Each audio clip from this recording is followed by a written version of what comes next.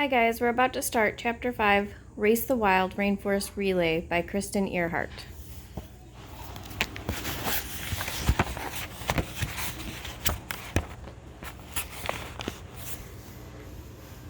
Creature feature, poison dart frog, also called poison arrow frog. Scientific name, multiple species, female, Dendrobatae. Amphibian, Central and South America. Food, insects. These frogs are toxic. The rainforest native people use their poison on darts and arrows for hunting. There are hundreds of species coming in range of colors. All are bright or have striking markings that tell other animals, steer clear. I've got venom on my skin. Most live on the forest floor, but some make their home in trees. They live close to water and keep their skin moist.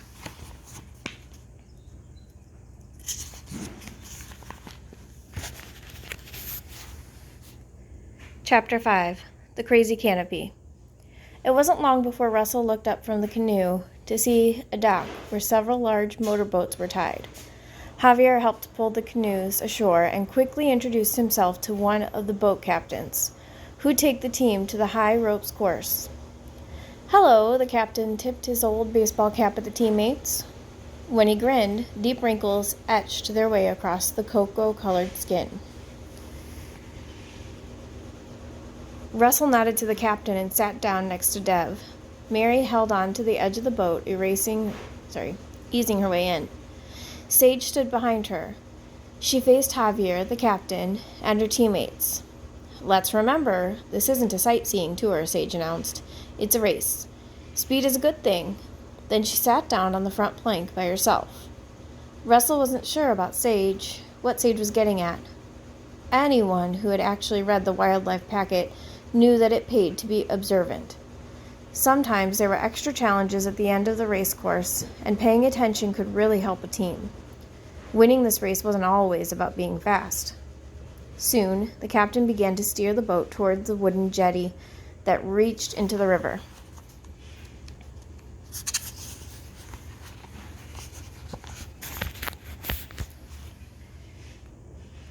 "Thanks," Javier told the captain before turning to the kids. "You guys go ahead. I'll meet you here after you get the next clue." The teammates murmured their goodbyes and rushed off the boat and down the jetty. There were lots of signs that read, "The course and the canopy."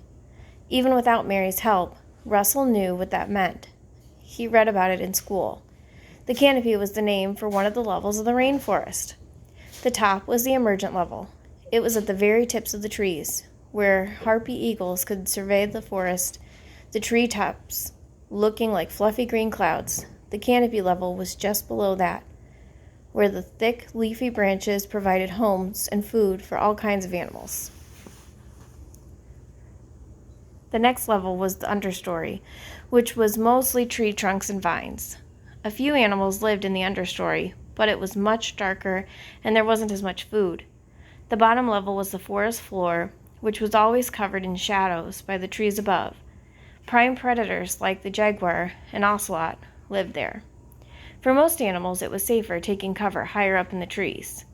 But that's where the red team was headed, into the trees. They quickly found the starting point to the course. There, the workers, wearing matching course and the canopy shirts, handed them equipment. "How do we know these will hold us?" Mary asked as they all stepped into woven nylon harnesses. Russell noticed her hands shaking. She must be afraid of heights.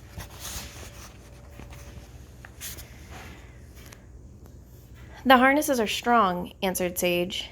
"And carabiners, these steel loops, can hold hundreds of pounds. We just have to make sure they are locked when we attach them to the ropes." Mary glanced up warily. Nearly 100 feet above them, steel ropes stretched from tree to tree like telephone wires. "Don't worry," Sage said, her voice surprisingly warm. "We'll double-check for you. We'll look out for each other." Sage was first to climb the ladder. It led to a wooden platform that was built around a thick tree. From there, they would complete several obstacles. Deb followed Sage. Then Mary. Russell would be last. Russell got antsy waiting for Mary.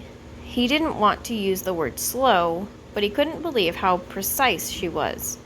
She grasped each rung of the ladder so carefully it felt like he was waiting forever. But once they were on top, Mary seemed more at ease. She got across the cargo net without a problem, and the tightrope. Now, it was actually Russell who started lagging behind. Even though he knew it was a race, he slowed down to take it all in. For one thing, he could see a sloth only 10 feet away. It was just hanging there, upside down, with yellow claws that looked like they were straight out of a horror film. As he crossed a huge expanse between trees on a wobbly plank bridge, he stopped and stared. Got a picture.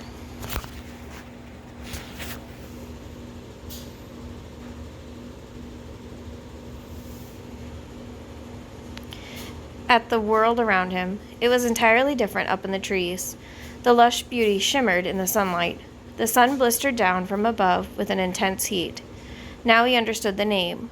Like a canopy over an old-fashioned bed, the rainforest canopy covered most everything below. It shielded the lower forest from the sun and rain. Only small amounts leaked through. Russell saw macaws cleaning their scarlet feathers with curved beaks, a troop of spider monkeys plucking fruit from the branches, a lizard using camouflage to blend into their surroundings. They all called the canopy home. Over the crunches, squawks, and clatter, Russell could hear the familiar voices of his friends on the green team.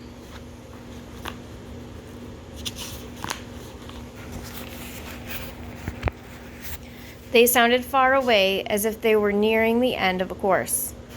"Russell, hurry up," Sage called from the next platform.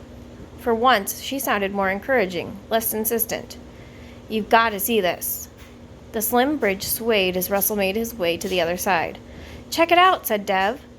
Russell leaned forward and focused where the others were looking, at a plant that seemed to be growing on one of the branches of a tree. It had lots of tall, spiky leaves, and in its center was a tiny pool of water. And there was something in the water. "Is that?" "It's a bromeliad," Mary said. "It's in the pineapple family.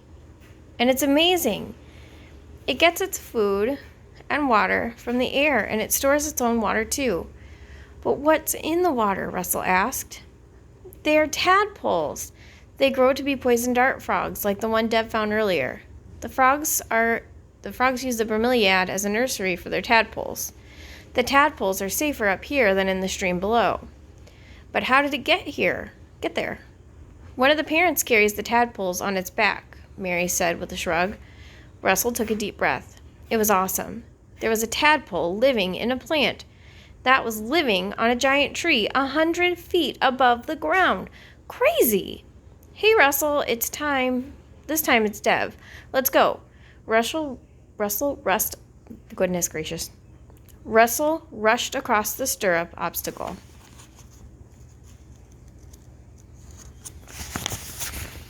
It's a little hard to turn the page with one hand.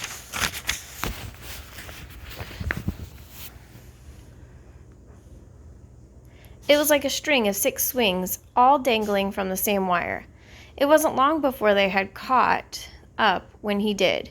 He realized that they were at the end. The only obstacle left was a zip line that would take them all the way from the treetops to the ground. Mary stared down, her front teeth digging into her bottom lip. "It's not that bad," Dev told her. "It's all based on gravity, and you're light, so you won't accelerate as much. Probably 60 miles an hour, tops." Mary's teeth dug deeper. Sage turned to Russell. "You should go first," she said with her usual authority.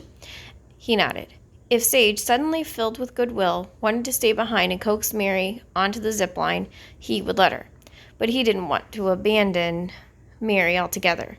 He walked up to his teammate, who was fiddling with her braid.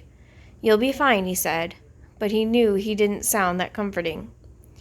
And that's what Russell was thinking about as he whizzed down the zip line at breakneck speed, the wind whipping around him. He should have been thinking of swinging like a spider monkey from tree to tree, or soaring like a fierce harpy eagle. Instead, he was worrying about his teammates getting down safely. That's when he saw something in a clearing. It appeared man-made, but it also seemed like it belonged in the forest, like it had been there forever. It looked like the combination of stone cross and an ancient tree. He stared at it until it disappeared from view. When Russell looked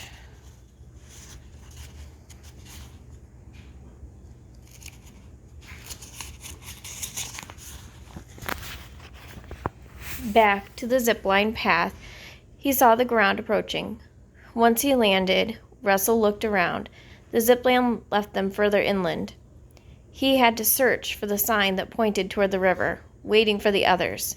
He thought about the green team and how big their lead would be by now. It wasn't long before his teammates were all on the ground, taking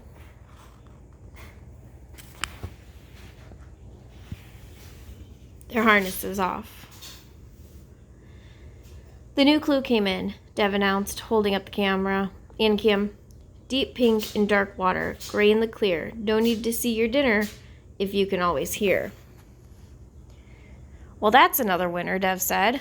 I don't know what it is, but it says something about the water. So I think we should go back to the river, Sage announced. We'll figure it out on the boat. She headed toward the path to the dock. Dev glanced at Russell and Mary and then followed Sage. Wait, Mary said, almost in a whisper. Russell was the only one who heard her. I've almost got it, she said. She pressed her fingertips to either side of her head. Wait, you guys, Russell called. When he looked up, he realized Dev and Sage had already turned down the lush forest path. He could barely see them. You guys, wait a sec. He glanced back at Mary, who was still deep in thought.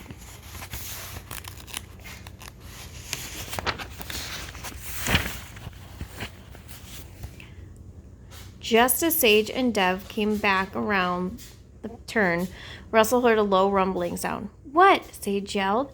She didn't look happy. Russell didn't answer. He was trying to make out the sound.